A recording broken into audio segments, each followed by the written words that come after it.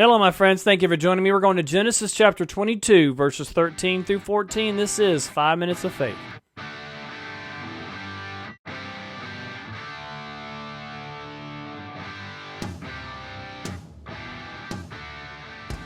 Here we are in Genesis chapter 22, verse 13. And I'm talking about trusting in God. You know, with the way the economy is going and the uncertainties of this world, it is more crucial now than ever that we learn how to trust in God, that we can have an assurance that He will provide. God is the great provider. You know what's amazing to me? I look back on my life. God has always been faithful to provide everything I've ever needed.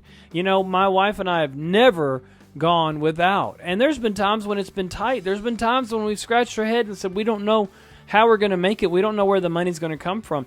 But we're going to have faith. We're going to continue tithing. We're going to continue giving. We're going to continue to trust in God. And He has always, every time, 100% of the time, provided all our need. And so this is so important in how we trust in the Lord. Look what it says in Genesis 22, verse 13. This is when God told Abraham to take Isaac, his son, up on the mountain and sacrifice him.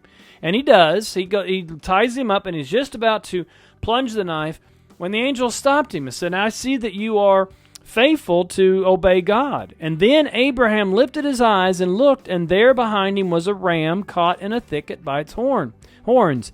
So Abraham went and took the ram and offered it for a burnt offering instead of his son. And Abraham called the name of the place, The Lord Will Provide. As it is said to this day, in the mount of the Lord it shall be provided. You know what's amazing about this? As Abraham and Isaac were going up one side of the mountain, at the exact same time the ram was going up on the other side of the mountain.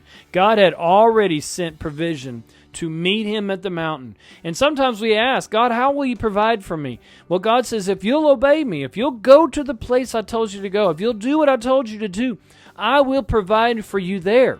But if we're not willing to obey, it's not that God withholds His provision, it's that we're not in the place to receive it. The ram was there. Abraham had to get there in order to receive that provision. In Deuteronomy 8, verse 14 through 18, it says, When your heart is lifted up, and you forget the Lord your God who brought you out of the land of Egypt, from the house of bondage, who led you through the great and terrible wilderness, in which there were fiery serpents and scorpions, and thirsty land where there was no water, who brought water for you out of the flinty rock, who fed you in the wilderness with manna. See, God provided them with everything they needed in the desert.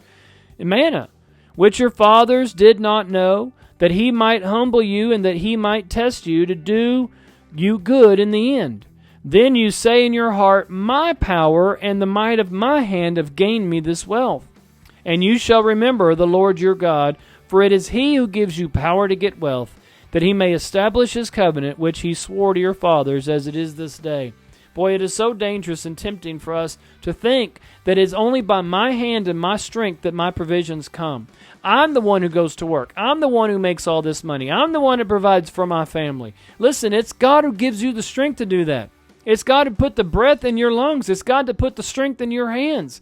Give Him glory and trust in Him, not in the strength and power of your own hand. Let's go to one more place, Philippians 4:19. And Paul says, My God shall supply all your need according to His riches in glory. Now, how much riches is that?